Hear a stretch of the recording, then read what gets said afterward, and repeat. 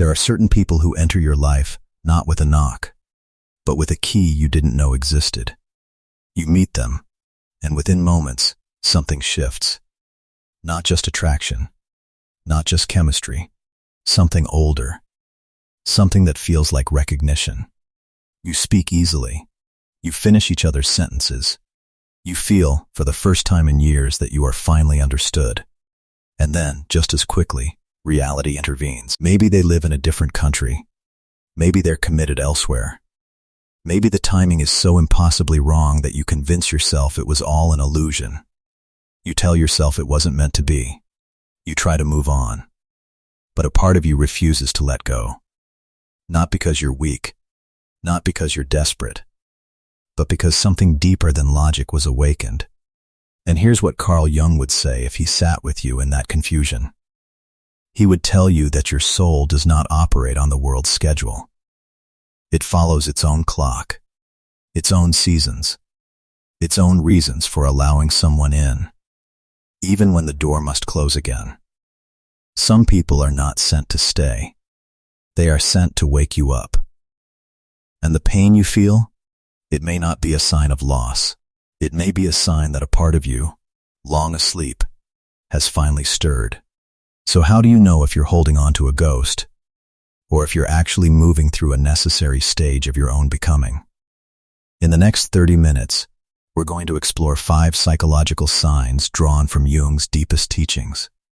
Signs that reveal why certain love arrives at what seems like the worst possible moment, yet may be the only moment your soul was ready to receive it. If you've ever loved someone you couldn't keep, stay with me. This may change how you understand that entire chapter of your life.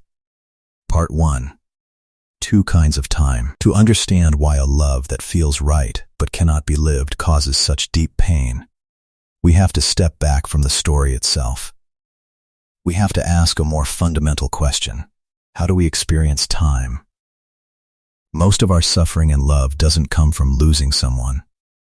It comes from the belief that everything happened too early or too late, that life misfired, that you were ready, but the universe wasn't. The ancient Greeks understood something we've largely forgotten. They knew that time isn't one thing. It's 2. And these 2 forms of time are at war inside you right now if you're carrying an impossible love. The first is Chronos. This is the time of calendars, of birthdays, of societal milestones. Chronos tells you that by 30 you should be settled. By 40 you should know your path. Chronos is the voice that whispers, if you missed it, it's gone. When you look at your relationship through Chronos, everything feels like failure. You met the right person, but at the wrong point in life. Chronos has no patience for ambiguity. It demands answers. It wants labels. It wants to know, what are we? And when the answer is nothing, Chronos calls the whole story a tragedy. But there is another kind of time. Deeper, more subtle. The Greeks called it kairos. This is not time measured in months or years. This is time measured in ripeness. In kairos, there is no such thing as early or late in the social sense. There is only one question. Did this experience arrive when your soul was ready to receive it? Jung understood this intuitively. He believed that the deepest drive in a human being is not toward happiness or stability. It's toward wholeness. He called this process individuation, becoming who you actually are, beneath all the masks and compromises.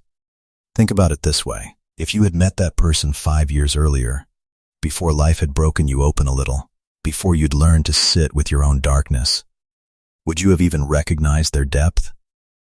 Or would you have been too shallow, too distracted, too busy performing who you thought you were? And if you tried to hold on to them now, while both of you still carry wounds that haven't healed, that beautiful connection might have become a place where you bled on each other. Jung suggests something radical. Some encounters aren't mistakes of fate. They're intentional. The universe brings someone across your path not so you can possess them, but so you can see yourself. so you can glimpse what within you is still waiting to be born. Separation in this view isn't punishment. It's a kind of sacred pause, a pause that forces you to grow, to become deeper, more real, more yourself. So the question shifts. It's no longer, will I ever see them again? It becomes, who am I becoming because I met them? When you understand that the soul's time is not the world's time, the pain doesn't disappear, but it transforms. It becomes a teacher. And that's when the signs begin to appear. Not as omens predicting reunion, but as psychological clues pointing you toward yourself. Part 2. 5 signs before you encounter destiny. Sign 1. They reflect a part of you you've abandoned. Have you ever noticed that some people don't just attract you, they unearth you? Being near them, you feel something stir, something familiar, yet strangely out of reach. It's as if they're holding a mirror to a version of you that exists somewhere, but not yet in your daily life. Most people mistake this for romantic destiny, but depth psychology sees something else happening. Jung called this projection. We don't only love people for who they are, we love them for what they reveal in us, especially the qualities we've never allowed ourselves to live. Ask yourself honestly, what is it you admire most in them? Maybe it's their freedom, while you're trapped in responsibilities. Maybe it's their emotional honesty, while you've learned to hide. Maybe it's their ability to take risks, while you play it safe. That person isn't carrying those qualities by accident. In Jung's language, they're carrying your shadow, not your dark side, but your unlived life, the potential within you that hasn't yet been integrated. This is why the pull is so powerful. It's not just love, it's recognition, like standing in front of a mirror after years of not really seeing yourself. Here's the hard truth Jung would ask you to consider. If you could be together immediately, the relationship might actually become unhealthy. Because when you haven't recognized your projection, you unconsciously want them to carry those qualities for you. You need them to feel whole. You need their presence to feel alive. That's not mature love. That's psychological borrowing. And no relationship can survive when one person is expected to complete the other. Many people say, with them, I felt most like myself. But Jung would press further. Were you yourself, or were you touching a potential self through them? Those are not the same. Someone can make you feel alive, but if that aliveness only exists when they're present, it hasn't become yours yet. This is why the wrong timing isn't cruelty. It's a necessary gap. Separation forces you to stop outsourcing your wholeness. Missing them isn't just missing them. It's missing who you became in their presence, and that is the most important clue of all. The task isn't to cling to the reflection. It's to withdraw the projection, to bring those qualities back inside and start living them yourself. Only then can love become a meeting between two complete people, rather than two fragments trying to fill each other's emptiness.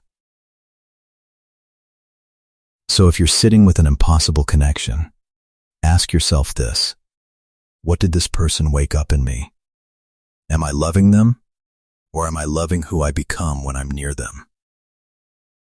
Leave your answer below if you're brave enough to sit with that question. Some answers are uncomfortable, but they're the only door that leads to real growth. Sign 2. Your old life becomes uninhabitable. Not every deep connection arrives to bring peace. Some arrive to dismantle you, but it's a specific kind of dismantling, like a fever that burns through the system to save the organism. When love enters at the wrong time, it often triggers an internal earthquake. This isn't a mistake. It's a signal that the connection has reached the deepest layers of your psyche, layers where the old structures can no longer hold who you're becoming. People describe this experience in strikingly similar ways. Before they met, life wasn't perfect, but it was manageable. After they met, everything starts to shake. Work that once felt meaningful now feels empty. Relationships that seemed fine now feel hollow. Even your own reflection feels like a stranger. The most terrifying part isn't losing them. It's realizing you can't go back to who you were. A door has opened, and it cannot be closed. Jung would recognize this immediately. This isn't collapse. This is the beginning of a necessary psychological process. The ego, that part of you that navigates daily life, builds structures to feel safe. Roles, identities, rules about who you should be. But the soul doesn't care about safety. When it's time for you to grow, it sends an experience powerful enough to shatter those structures. And often, that experience takes the form of a person. They don't have to do anything dramatic. They don't have to betray you or leave cruelly. Their simple presence, the aliveness you feel around them, is enough to reveal a truth you've been avoiding. You haven't been living authentically. It's like turning on a light in a room you thought was clean. You suddenly see the dust. This kind of love doesn't just offer hope. It forces you to confront every compromise you've made. From here, many enter what mystics call the dark night of the soul. This isn't ordinary sadness. It's profound disorientation. Everything that once defined you no longer fits, and nothing new has formed yet. You feel lost, empty. You wonder if you're destroying a stable life for an emotional fantasy. But at a deeper level, something else is happening. You're not being destroyed. You're being shed. Jung wrote, "There is no coming to consciousness without pain." This isn't pessimism. It's a warning that real awakening always costs you your old illusions. When love arrives at the wrong time, it rarely gives you an easy choice between staying or leaving. Instead, it forces you to face the question, is this life actually mine? And that question is the greatest threat to the comfortable ego. What makes this so painful is the timing. If you could be together, the crisis might be postponed. They'd become a refuge instead of a mirror. Jung believed that sometimes the unconscious deliberately keeps people apart, so that love isn't used as an escape from growth. Distance isn't punishment. It's discipline. At this stage, many confuse pain with error. They think if something hurts this much, it must be wrong. But in depth psychology, pain isn't a measure of value. The experiences that transform us most are the ones that make it impossible to return to who we were. They dismantle you not to weaken you, but to force you to find a stronger foundation. The dark night isn't a detour. It's a passage. You can't see the light yet, but you've left the old room. And the person who entered at the wrong time was the one who pushed you out of safety, whether they stayed or not. Sign 3. An attraction that defies logic. Some attractions don't begin with choice. You don't decide to like them. You don't weigh their pros and cons. You don't even have time to understand why their voice, their presence, their ordinary existence throws you completely off balance. All reasoning comes after. The feeling comes first, and it arrives with such force that it frightens you, because it doesn't follow the familiar rules of love. You've probably asked yourself, why this person? They're not perfect. They don't fit my list. Yet when they appear, something in me opens. A door I didn't know existed swings wide, and I feel like I've known them forever, even though we just met. Jung would tell you this isn't coincidence. It isn't just chemistry, it's something older. He believed that within every human being lives an unconscious image of the opposite sex. In men, he called it the anima, the inner feminine, the part connected to emotion, intuition, relationship. In women, he called it the animus, the inner masculine, the part connected to direction, inner authority, strength. Most of the time, these images stay in the background. They shape how we love without us knowing. But occasionally, we meet someone who seems to carry the exact form of that inner image. When that happens, attraction stops being mild. It becomes total, almost obsessive. You're not just drawn to them. You're drawn to the feeling that they're touching something essential in you, something that feels like home. Jung wrote, "The meeting of two personalities is like the contact of two chemical substances. If there is any reaction, both are transformed." Here's what's crucial to understand. In Jungian psychology, the purpose of this deep connection isn't to create dependency. It's to initiate an inner marriage. The soul isn't looking for someone to complete you. It's using this person as a catalyst so you can integrate the split parts within yourself. They appear as a mirror, not a solution. And this is precisely why these connections so often happen in impossible circumstances. Wrong timing. Wrong situation. Because if the relationship could unfold easily, you'd likely stop at loving them. You wouldn't go deeper into understanding yourself. You'd cling to them as a source of emotional supply instead of developing your own inner capacity. Distance, separation, barriers. These are the ways life forces you inward, forces you to meet the anima or animus within. Consider a simple example. A woman who's always been strong, independent, carrying everything alone, suddenly finds herself drawn to a quiet, emotionally present man. She's not just loving him. She's confronting the softness she's never allowed herself. A man who's always been rational, controlled, leading with logic, finds himself irresistibly drawn to a free, expressive woman. He's not just loving her, he's longing for the vitality he abandoned in himself. If they came together immediately, the relationship would likely become unbalanced. One becomes the healer, the other becomes the healed. Jung saw this as dangerous. The anima and animus weren't meant for you to hand your inner power to someone else. They were meant for you to reclaim it. So the sign that this is destiny isn't whether you end up together. It's how you change after meeting them. Do you learn to feel? Do you learn to stand alone? Do you begin to feel more whole, more balanced between reason and emotion? If yes, then this connection has done its work, regardless of the external outcome. As the anima and animus integrate, something shifts. Obsession fades, desperation softens. You may still love them, but it's quieter, deeper, freer. And here's the paradox Jung would leave you with.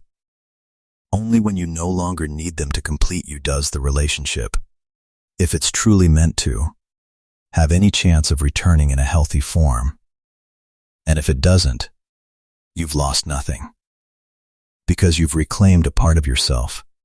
Have you ever met someone whose pull was so sudden, so powerful, you couldn't explain it? Not because they fit your list, but because their presence caused something ancient in you to vibrate. If you have, know that it wasn't weakness. It was a sign of an inner process unfolding. If this resonates, press like as a way of honoring that experience. Leave a comment, even a short one, so you know you're not alone in this. Sign 4. The world begins to whisper. After a relationship ends, most of us try to forget. We delete messages. We stop saying their name. We try to rebuild our routine. And then, just when we've loosened our grip, the outer world starts responding in strange ways. A song you shared plays in an unexpected place. Their name appears randomly, a number, a dream, a fleeting sense of presence. These things aren't loud enough to be called signs, but they're not random enough to ignore. What's unsettling is that you're not looking for them. They find you. Jung had a name for this. He called it synchronicity. Meaningful coincidences that connect your inner state to the outer world without any causal link. It's the moment when the universe seems to mirror your psyche. Here's what's essential to understand. Synchronicity doesn't appear to pull you back into the relationship. It's not a promise of reunion. In fact, it appears most strongly when the ego has stopped trying to control.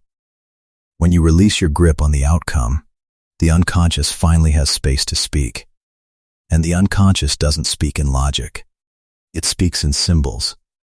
Imagine the connection between you and that person as an underground river. On the surface, everything is dry. No contact. No presence. But beneath, the current still flows. It doesn't demand action. It doesn't promise outcomes. It simply reminds you that something real once touched a deep layer of your being. Synchronicity is that underground current creating ripples on the surface of your life. Jung believed these coincidences are tied to the collective unconscious, the deep layer where archetypes and universal meanings exist beyond individual experience. When a relationship touches this level, it stops being just a story between two people. It becomes a symbolic experience within your individuation journey. That's why, even when the practical relationship is over, it continues to live as an ongoing psychological process. Let me share an example. A woman named Sarah came to therapy after a brief but intense connection ended. She'd met someone who, for the first time, allowed her to be vulnerable without judgment. When it ended, she returned to her old pattern of pretending to be fine. But she started dreaming of him constantly. In the dreams, he would appear beside her in moments of exhaustion, and she would feel an inexplicable relief. Her therapist helped her see that the dreams weren't about him. They were about the part of herself she'd only been able to access through him. The part that could be real without performing. The ego always wants to interpret concretely. Is he thinking of me? Is this a sign to reach out? But the unconscious doesn't care about that. It cares whether you've understood what the experience revealed about yourself. When you force synchronicity into a specific outcome, you drag it back into the ego's control, and its deepest meaning is lost. Jung wrote, "Synchronicity is an ever-present reality for those who have eyes to see." This doesn't mean every coincidence carries destiny, but it does mean that at certain moments, if you're awake enough, you recognize that the world isn't purely mechanical. Outer life and inner life enter a subtle resonance, and in those moments, you're invited to listen. Not to act impulsively, to listen. In the context of impossible love, synchronicity plays a special role. It's a thin thread connecting two worlds, the world of Chronos, where everything has ended, and the world of Kairos, where the experience continues on the level of meaning. Synchronicity doesn't deny the reality that you can't be together, but it also won't let you reduce the experience to a mistake. Instead, it asks a deeper question. If this connection is still speaking to you unconsciously, what are you being invited to change within yourself? Maybe it's how you love. Maybe it's how you trust intuition. Maybe it's how you value encounters that don't fit neatly into a story. When you learn to see synchronicity as inner message rather than external promise, you begin to understand that destiny isn't about walking together to the end. It's about how you touched each other and what you awakened. And at that point, synchronicity completes its role. Quietly, without forcing, without promising, simply standing there like a mirror, reflecting the depth of a meeting you once thought was wrong timing. So you can see that some things in life don't need to stay in order to remain meaningful. Sign 5. You love without the need to keep. There comes a quiet moment when you realize you still love them, but you no longer need to keep them. The if-only scenarios stop playing in your mind. The bargaining with fate ends. There's only a silent gratitude that they appeared, and a genuine wish for their peace, even if their path no longer includes you. On the surface, this might look like resignation, like making peace with loss because you have no other choice. But from a depth psychology perspective, this is one of the clearest signs that love has matured, that it's reached a new threshold. Jung understood that love at this stage no longer operates through the ego's need to possess. It moves through the self, the total psyche that guides you toward wholeness. When individuation truly progresses, you stop loving from lack. You start loving from recognition.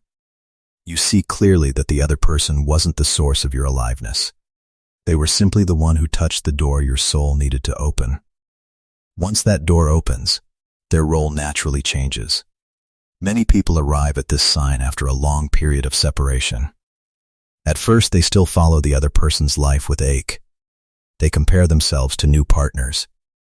They hold fragile hope.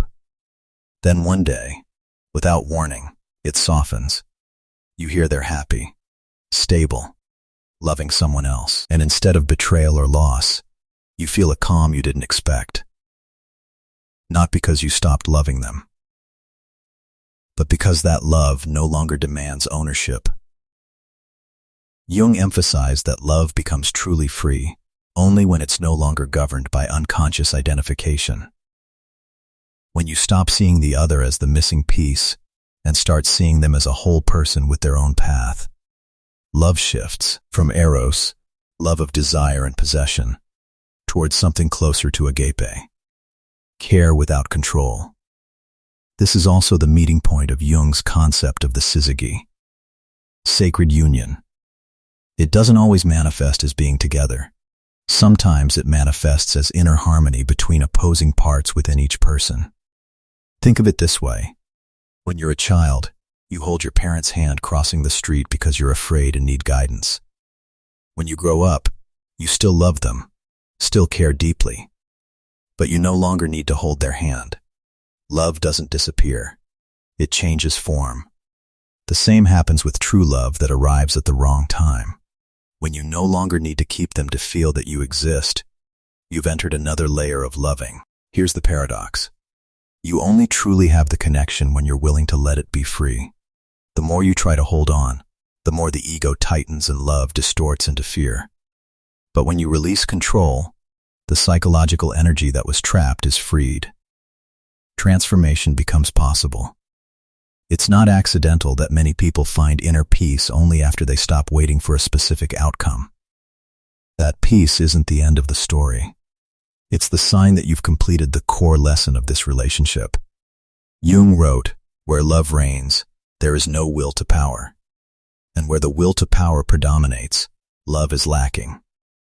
When the will to possess retreats, love finally has space to exist in its true nature. And in that moment, loving without wanting to keep, without needing to define, without forcing time to bend to your will, you step out of the ego's loop and move closer to the self. This fifth sign doesn't excite you. It steadies you. You no longer ask, "Will we get back together?" You begin to ask, "Who have I become because of this encounter?" And that's the moment when destiny, if it truly exists, is no longer an external outcome. It's an inner state, the state of a person who has learned to love without losing themselves. If that love returns, it returns on a new foundation. Two people meeting not from lack, but from fullness. And if it doesn't return, that doesn't make the love meaningless. Because in Jung's lens, the deepest value of a relationship isn't how long it lasts. It's how it contributes to your individuation. When you can love without needing to keep, you've likely completed the lesson that wrong timing was sent to teach you. Conclusion. From Carl Jung's perspective, deep connections don't arrive to give us certainty. They arrive to force us to mature. Some people enter our lives briefly, but long enough to shake our foundations, deep enough to ensure we can never return to who we were. And sometimes, that silent transformation is the true meaning of destiny. Wrong timing, when seen deeply enough, is no longer a loss to grieve. It becomes a pause to honor. In that pause, love doesn't disappear. It withdraws from form and leaves behind something more enduring. Meaning, when you stop trying to hold on, when you stop forcing the story to have a clear ending, you begin to hear the slow breathing of your inner life. And perhaps, in that place, you realize that what truly matters isn't who stayed. It's that you learned how to stay with yourself. If you've carried someone in your heart long after they left, know this. You're not holding on to a ghost. You're holding on to a part of yourself they helped you find. And that part is yours now, forever, whether they're in your life or not.